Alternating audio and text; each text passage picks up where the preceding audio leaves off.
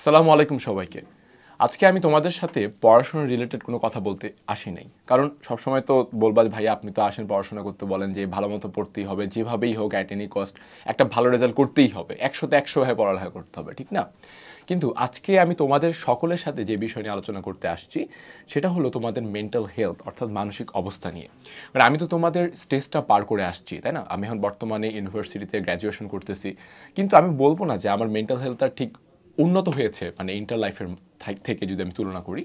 কারণ ইন্টার লাইফে আমার মতো যারা কিনা বাসা থেকে দূরে হোস্টেলে তোমরা থেকে পড়াশোনা করতে কষ্টে, নিজের খাবারের প্লেট নিজেকে ধুইতে হয়, কাপড় ধুইতে হয়, নিজেকে রুম পরিষ্কার করে রাখতে হয়, কিংবা যারা বাসায় থেকেও নানান দুশ্চিন্তায় ভুগতেছো যে আমি সায়েন্স থেকে কমার্স থেকে আর্টসে আসছি, আমি পড়াশোনা বুঝতেছি না, এই সাবজেক্ট পৌরনীতি, ইতিহাস, ইসলামিক ইতিহাস, অর্থনীতি কিচ্ছু মাথায় আমার ঢুকতেছে না, আমার কি করা উচিত, আমার কি আদৌ ভালো একটা রেজাল্ট হবে, আমি কি আদৌ ইন্টারে জিপিএ পেয়ে অ্যাডমিশনে কমপ্লিট করে একটা ভালো ইউনিভার্সিটির সিট নিতে পারবো?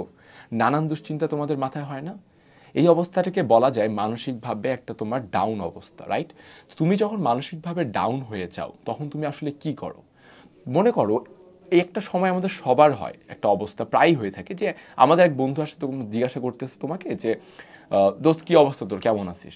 এখন তুমি তোমার বন্ধুকে বললা, আরে দোস্ত ভালো নাই। দোস্ত বললো যে কেন, কী হয়েছে, শেয়ার কর। তুমি এখন বলছো, আরে জানি না রে, কি যে আমার কি জন্য যে লাগতেছে না ভালো, আমি নিজেও জানি না। মানে তুমি মাঝে মাঝে দেখবা তোমরা ভালো না লাগার কারণ তোমরা নিজেরাই খুঁজে পাও না। এই জিনিসটাকেই বলা হচ্ছে তোমার মেন্টালি ডাউন। হ্যাঁ, ডাউন একটা স্টেট, মেন্টালি ডাউন একটা অবস্থা, যাই বলো না কেন। এই সময় সবচাইতে উত্তম যে কাজ আমার মতে, বা আমি যেটা ব্যক্তিগতভাবে অ্যাপ্লাই করি নিজের উপর, সেটা হলো সৃষ্টিকর্তার কাছে যাওয়া, সৃষ্টিকর্তাকে ডাকা। অর্থাৎ যে যার ধর্মে অনুযায়ী তুমি তোমার সৃষ্টিকর্তাকে ডাকো, তার ইবাদত করো, এবং প্রথম পয়েন্ট সেটা দিলে দ্বিতীয় পয়েন্ট আমি অবশ্যই বলবো, তোমার পিতামাতার কাছে থাকো, বাবা মার সাথে একটা ভালো যোগাযোগ রাখো, বন্ডিং তৈরি করো।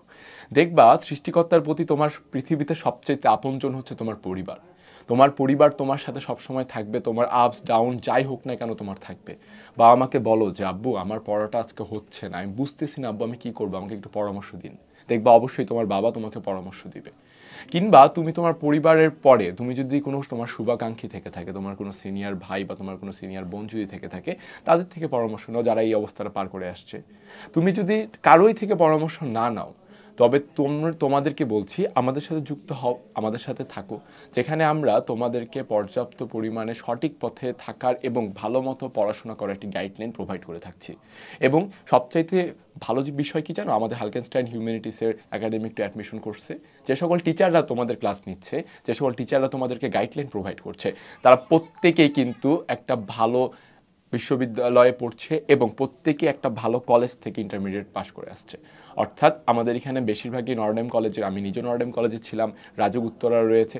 তো এই সকল টিচারদের তোমরা সান্নিধ্য পাচ্ছ এবং তাদের মাধ্যমে পাওয়া গাইডলাইন থেকেই তোমরা কিন্তু এগিয়ে যাচ্ছ।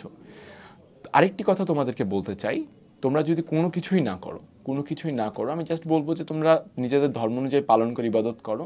এবং সবচেয়ে ইম্পর্টেন্ট যে বিষয়টা আমি তোমাদেরকে বলবো ভাই আপুরা, সেটা হলো একটা make a routine and try to follow ইট। ভাই কেন বলছি, আমরা জানি রুটিন তৈরি করা হয় ভাঙার জন্যই, রাইট? বাট রুটিনটা ফলো করো। এই this is the main time, special time আর হাই টাইম তোমার জীবনের জন্য। আমি এত কেন কথাটা বলতেছি, তার সবচেয়ে বড় কারণ হচ্ছে আমি জিনিসটা ফেস করে আসছি আমার জীবনে। আমি আরামবাগে হোস্টেলে থাকতাম, এমনও দিন গেছে আমি রাত্রেবেলা একা একা হাঁটতেছি, দেখা যাচ্ছে বাফুফের রাস্তায় বা মতিঝিলের রাস্তাগুলোতে আমি হাইওয়ে রোডে হাঁটতেছি। ওয়াই? বিকজ আমার মন খারাপ, আমি ভাল লাগতেছে না। তখন আমাকে আমার বড় ভাইরা বলতো যে তুই এই কাজটা কর, ওই কাজটা কর, ঠিক আছে? এই যেগুলো তোমাদেরকে আমি সাজেশন দিচ্ছি, এই সাজেশনগুলাই দিত, ঠিক আছে? সো তোমাদের প্রতি অনুরোধ থাকবে, তোমরা নিজেদের জন্য একটা রুটিন বানাও। রুটিনটাতে each and every single thing add করো। সকালে এতটার দিকে ঘুম থেকে উঠতেছো, নামাজ পড়লা, প্রার্থনা করলা, খাওয়া দাওয়া করতেছো, পড়াশোনা করলা, সব।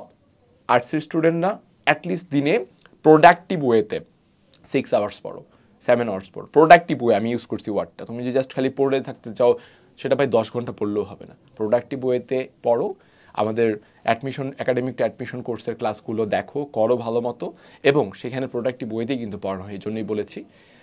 আর অ্যাট লাস্ট সব মিলে আলটিমেটলি নিজের জীবনটাকে একটা প্রপার রুটিনে আনো, দেখবা তোমার মানসিকভাবে যে ডাউন যে অবস্থাটা, সেই অবস্থাটা ইনশাল্লাহ কেটে যাবে এবং নিজের প্রতি ভরসা রাখো, সৃষ্টিকর্তার প্রতি ভরসা রাখো।